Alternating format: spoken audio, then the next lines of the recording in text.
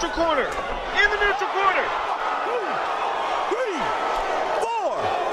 Hey, welcome. You're in the neutral corner. I'm RJ Summerlin, and I am reporting from Milwaukee, Wisconsin. This episode, man, I'm going to do a preview of the big fights tonight. Roy Jones Jr. is fighting Anthony Pettis. Vitor Belfort is fighting Jacare Souza. Jose Aldo fighting Jeremy Stevens. And the list goes on.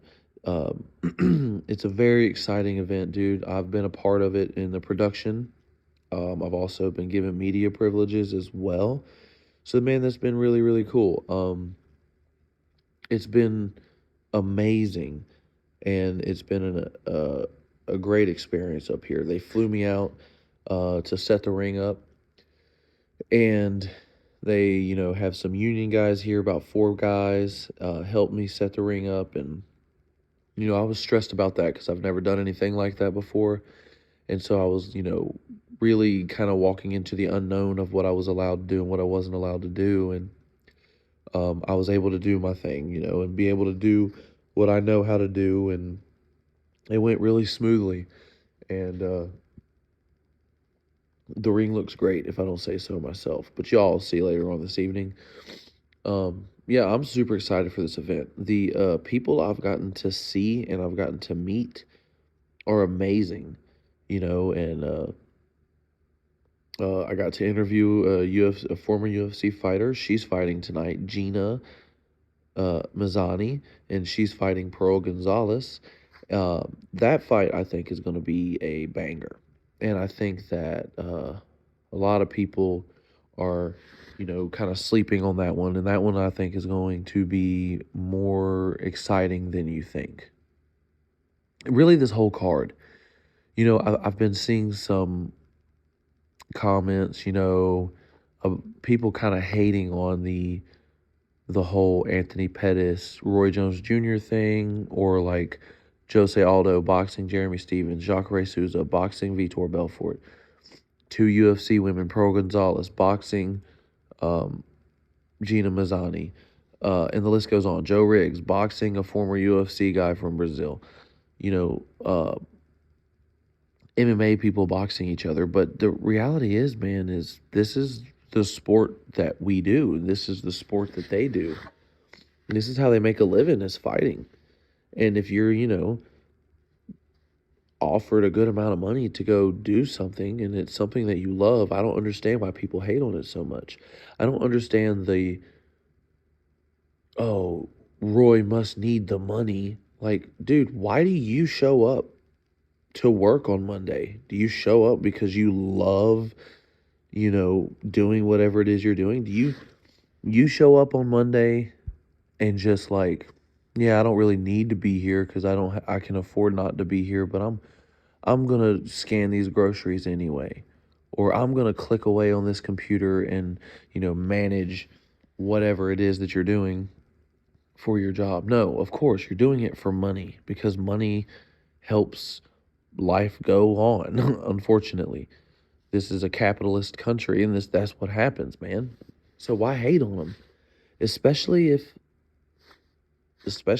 you're like, able to make a good amount of money doing it. Why hate on these people? Oh, because you're not in that position. Because life doesn't stop for everybody after their heyday. So Roy was the most dominant fighter, especially in the 1990s, all the way up to 2003. World class, no one could touch him. Multiple weight classes couldn't touch him. Multiple contenders, right? The best ever. Then he loses a few, and everybody turns their backs on him. Not everybody, but you know what I mean. You know what I mean. How the sport game is in general. And then, okay, now he's a has-been and he should stop and he shouldn't be doing it. Why? He's been doing it his whole life. He did great up until a point to where then after that, maybe age caught up with him. Maybe outside things caught up with him. This is just, I'm using Roy as an example, but this is just basically copy-paste for any fighter that fights after their peak time. It's a thing that we love to do. I'm still fighting and wanting to fight, and I'm a father of 4 with a beautiful family and a beautiful fiance that I have to help with fatherly duties and husbandly duties and things like that. Like, I'm doing all of that, but I still want to fight. Are you telling me I'm a has-been? No, man, I'm a person. I'm a human being. I have a life. I have passions. I have goals, and I have things like that. So if Roy Jones Jr. at 54 feels like he can do it and wants to fight Anthony Pettis at 34 or 35 or however old Anthony Pettis is, let him do it, dude. Especially if Roy's going to make some money. Why does it matter if Roy has $1 in the bank account and he's fighting for however much they're paying? And I'm sure they're paying Roy a good amount of money. I'm sure they're paying Pettis a good amount of money. So why does it matter? Okay, we'll say 2 million, right? I don't know, but that's a fun number for me, 2 million. I literally have no idea how much any of these guys are being paid. That's not my area of concern as far as like the actual number. I just know that they're being paid well. This event is on the up and up. The budget of this event was outrageous, and I know that they're being paid well. I just don't know any numbers, so it's all guessing. It's all guesstimation. But it's fun for me to use the word 2 millions because it makes me sound cool. So, anyways, say Roy, they're like, hey, we want you to fight Anthony Pettis, be $2 million, whatever. And say Roy has $1 in his bank account. He goes, okay, I'll do it. Say Roy has $30 million in the bank account and he says, okay, I'll do it. What's the difference? The man wants to do it. The man's passionate about what he does and what made him the money that he does have. People are, you guys sometimes, not you guys, not my listeners, because my listeners are smarter. That's why you're here. But boxing fans, combat sports fans in general, man, they just really irk my nerves sometimes because everything's about the wrong things. Fighting is about having the courage it takes, having the gall and the balls to step into the ring against another man who has trained to beat you specifically and see who has what it takes. Who's the smarter fighter? Who's the more powerful fighter? Who's the brute? Who's the slickster? Like all those different things. And all you guys care about is like, what did he do with his money? What did he do with his money? Oh, Roy's fighting and is 54. He must have done some bad with his money. Or he just loves to do it. Just because you hate going to your job does not mean that someone like Anthony Pettis hates going to his job. Oh, Anthony Pettis is an MMA guy. Why is he even boxing? This is so stupid. Who asked for this matchup? I don't know if anybody really asked for it, to be honest. But when I saw it, I'm like, okay, that's cool as shit, man. It's like a matchup we didn't know that we wanted, right? Like that's something that we didn't really know that we wanted, and we saw, and we're like, dude, okay, that might actually be pretty interesting to watch. Jeremy Stevens and Jose Aldo, like, oh, okay.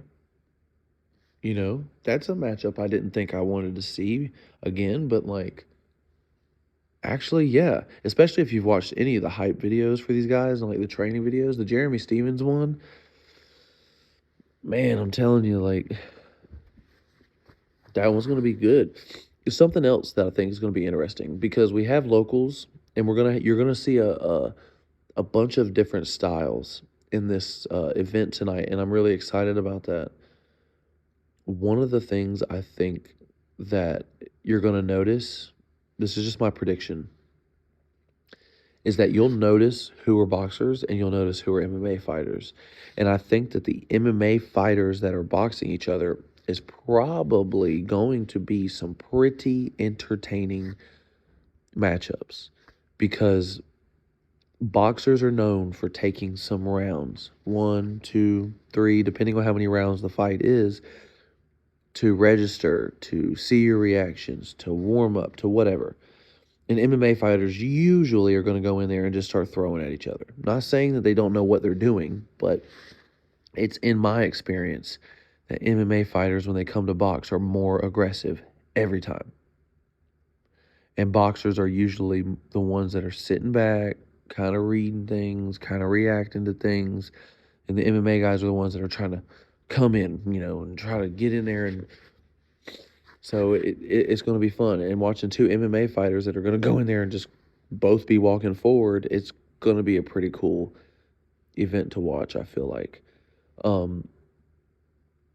So, man, I don't have a list with me because I'm doing this recording on my phone. But I'm going to go ahead and make some predictions.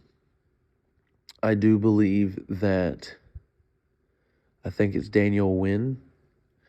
She's the chick that did the bare knuckle boxing or the bare knuckle MMA. I think she's going to win. She is feisty. She is violent. And I think she's gonna get the win on that one. Cade Howell versus Wingate. I think his name's Christopher, but I'm not 100% sure. Like I said, I don't have the list in front of me because I just found some time, doing all this stuff, setting the ring up and helping out with the production in the event to be able to come in here and do a quick podcast for you guys. So I wanted to get a prediction out today. But I think Cade Howell's going to win, and I think he's going to win in two. It's a rematch from their last fight, and Cade was hammering him with some body shots. I think this guy's going to come out, and he's either, I know this is kind of stupid to say, but he's either going to be really aggressive trying to get Cade back, or he's going to remember what happened, and then he's going to be pretty shy. But either way, I think Cade gets it done in two. Let's see who else was fighting. Gina Mazzani versus Pearl Gonzalez. I think that fight is going to be super, super exciting. I think it is a sleeper. I think that, it's going to be tougher and scrappier than what people realize, So, and, I think Pearl has a really good chance, but I think Gina has a chance too. I haven't seen any clips of Gina boxing, but Pearl versus Gina, I think, honestly, I'll probably go with Gina. I think that they're both going to be aggressive, so I just don't know. That was a toss-em up. Pearl could just as easily win, but Gina, from what I've seen of her UFC fights, is a volume puncher. So let's, Dylan Kleckler versus Josh Burns. You guys already know my prediction for that one. Okay? So we don't even have to go there, really. We all know I think Dylan's going to knock him out, and it might go around, but definitely I think he'll knock him out by 3. I just don't think Dylan hits incredibly hard, and I know Josh hits incredibly hard too. So, but I just think you can see it in Dylan's eyes. There's a difference, like when they were staring off yesterday, you could see Josh's eyes, and they really were full of doubt. And, I think that Dylan's just going to go in there, and I think he's gonna overwhelm this guy. Devin Cushing fighting Daniel Martinez. I think that's his name. I'm actually not sure what his name is, to be honest with you. Again, I wish I had the list, but you already know I think Devin's going to go out there and dominate. I think Devin's going to use that lightning fast southpaw jab. I think he's going to set something up, and I think he's going to knock him out. And I think he's going to knock him out with either a left body shot or a right uppercut. That's what I'm calling. It might be the 6th round, or it might be the, we'll say 4th round, 4th or 5th round when that happens. And Let's see, what else? Joe Riggs is fighting a guy that I can't remember his name, but he's from the UFC, or he is a UFC veteran, former LFA champion, and he came painted up as the Joker and stuff. And I think Joe Riggs probably get that done. Joe Riggs, tough dude, tough southpaw, 50 MMA fights, just challenged for the BKFC world title. Tough dude, and I think I think that he's always game, and he's going to get it done. All right, so Jeremy Stevens and Jose Aldo. Honestly, I can't tell you that I don't think Stevens could bring the upset, dude. I mean, Aldo is fast. Aldo's quick. He's got a lightning jab as well. And the first time they matched up, Aldo dropped Jeremy with a good body shot. But, the kicks aren't there in this fight. The takedown threat's not there. And I think Jeremy can just go out there and just go balls to the wall and very possibly win this one. I am going to go against the grain, dude, and I'm going to go ahead and predict Jeremy. I love Aldo. I got a picture with Aldo. I wanted to get an interview with him, but the interview process has been a little weird, right? Because I'm a fighter myself, and I know how I feel weighing in. I know how I feel after weigh-ins, and, Pettis and all them, they had their family and their kids around. I know how I feel when I have my kids around. And, so I'm trying to do it in a way that's respectful. And there was an incident yesterday with Aldo that was really funny. I wanted to get a picture with him, and his teammate was rude as shit to him, not me. His teammate was like, yeah, get a picture. And his teammate went up to him and hit him on the shoulder and was like, picture. And then Aldo was in the middle of a conversation. And I was like, no, not right now. Bro, let him finish talking. I was just over here waiting on the side. So Aldo looked at me like, dude, really? And then took a picture with me. He was super cool about it. And then I was like, dude, I'm so sorry. I didn't mean to interrupt you. I was trying to wait. And he was like, oh, no problem, no problem. But at first, dude, I was like, oh, God.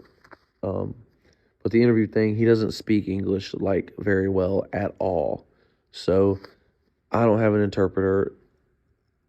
That's a lot to handle for my small little podcast right now. And so that's that.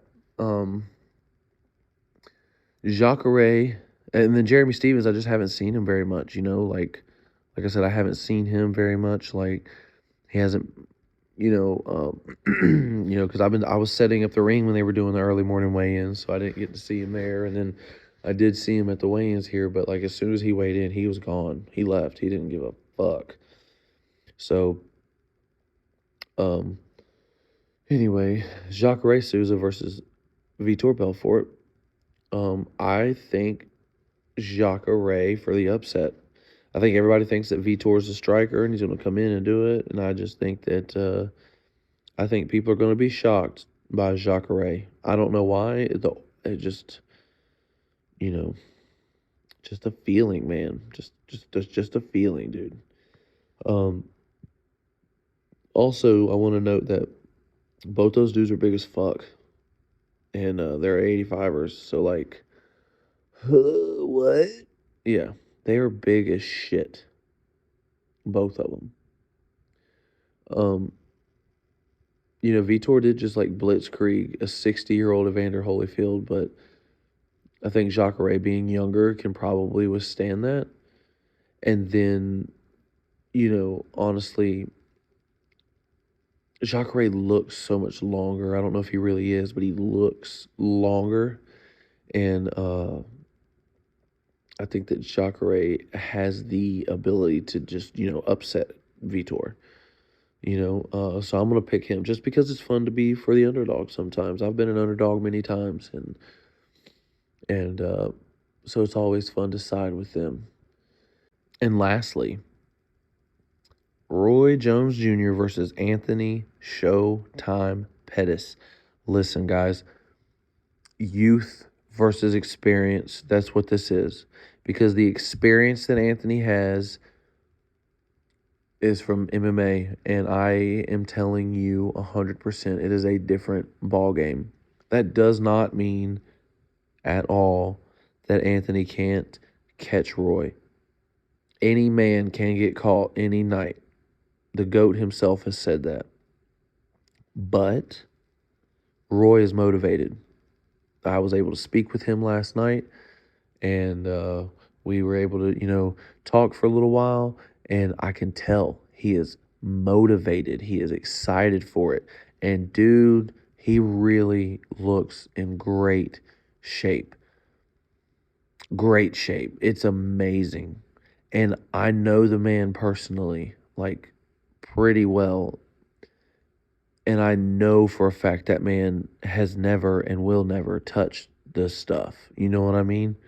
Like, you can tell when you talk to him and his thing, like, just, my man looks great and he's all natty.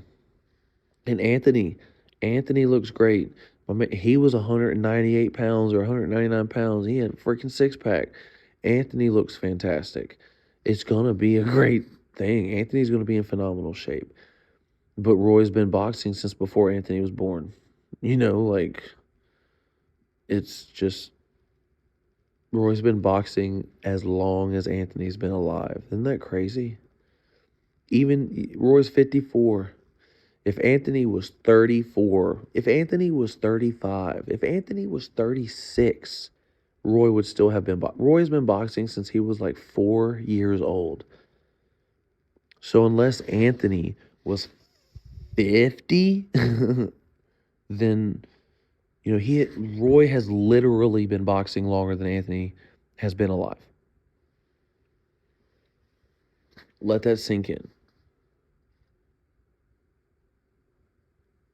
So age is a factor, and it's youth versus experience.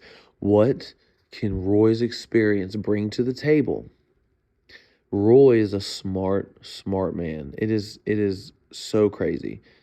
And the fans love to hate, but I'm telling you now, one of the most genuine man I've ever met in my life, and the single best mind for boxing. Like, he's better than Floyd Mayweather because he took the chances and risks and things like that Floyd didn't. And he fought people when they were at the best, when Floyd didn't. Floyd is the mastermind of the business side of boxing and defensive prowess. I'm not saying Floyd's not one of the best ever, but Roy Jones Jr. is the best ever because he was doing all the same shit Floyd was doing and knocking people dead. And he was taking the hard fights, and he challenged himself, and he did the hard things. He didn't drain folks down. He went and met them at their weight. He didn't drain someone down like Floyd did to Canelo, and Canelo just fought at 75, and fucking Floyd drained him down to, what was it, like 54? Maybe it was even lower, or maybe it might have been lower than that. Maybe he was a 54, and he drained him down to 47. That's what it was. Yeah, dude, come on, bro. But it's smart. Either which way, I'm siding with Roy. I'm a Pensacola boy for life. I love the town of Milwaukee. It's a beautiful town. I've walked so much, dude, on my just on my own willpower. Ubers, Lyfts, all that stuff, super cheap. They're everywhere around here. But just walking down the alleys and seeing the skyscrapers and seeing just the infrastructure here and the architecture, it's amazing, and I love it. But I'm a Pensacola boy, born, raised, and I'm supporting Pensacola all the way. Roy Jones Jr. is bringing it home, and I think he stops Anthony with a body shot they're going 8. I think he does it in the 7th round.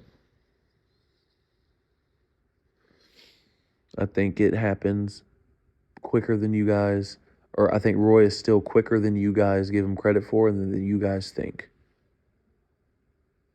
So, other than that, we're at 25 minutes, and I'm really excited because I went over everything. I think Dylan Kleckler's going to win for Pensacola. I think Devin Cushing's going to win for Pensacola. I think Cade Howell's going to win for Pensacola. And I'm super excited to be here. It has been a blessing. I've gotten to meet so many great people. I got to meet Duke Rufus again. I got to meet Vitor Belfort. I got to meet Jacare Souza. I got to meet all these different folks. And it has been so, such an honor and such a wild ride. And I cannot wait for tonight. I cannot wait to do a review of this event and give you my thoughts and my concerns and things like that. But for now, that is all. Thank you guys so much. Tune in on pay-per-view. Everywhere that there is a pay-per-view, you can get it. I think it's $50. And then also, UFC Fight Pass has it. The prelims will be aired on UFC Fight Pass. I want you to go and like, subscribe, follow on, YouTube, Instagram, Facebook, respectively. In the Neutral Corner, I went ahead and changed my YouTube name to In the Neutral Corner. So go ahead, guys. Like, follow, subscribe. You've been in the Neutral Corner with RJ Summerlin. Thank you, guys. Godspeed.